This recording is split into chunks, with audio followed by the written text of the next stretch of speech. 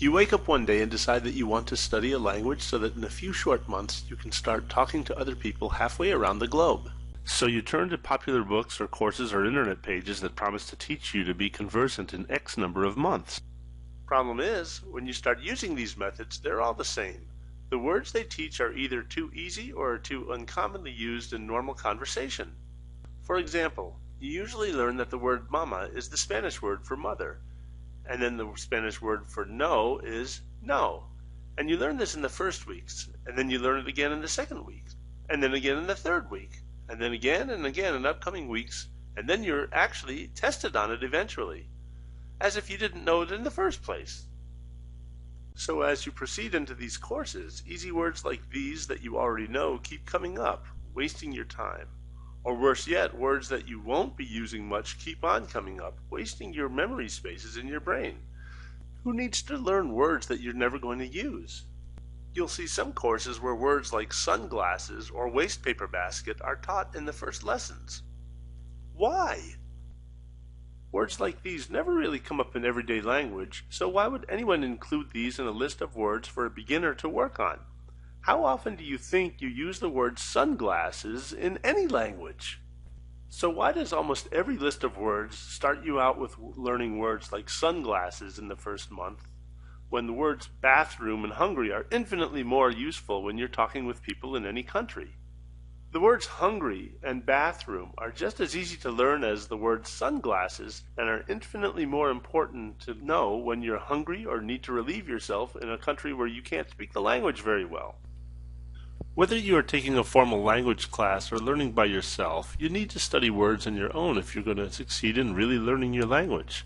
Most any language teacher will agree with this.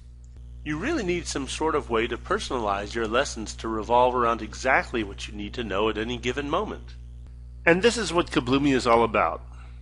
Imagine that you have a stack of flashcards that are not just shuffled for you to randomly guess at words, but that is a deck that is magically somehow specifically prearranged to present exactly the word you need to learn at exactly the time you need to learn it to maximize your exam grades or to learn the language as quickly as possible. The deck is 100% personalized for you morning, noon, and night at exactly the level you need on a particular day according to your past performance. And your deck is personalized so almost no one else in the world has exactly the same deck that you have. Through the magic of the internet, computers, and Kabloomy, such a deck is available to you. Kabloomy makes learning a language fun and doesn't waste your time organizing cards or learning irrelevant words. Try it out today to see what I mean.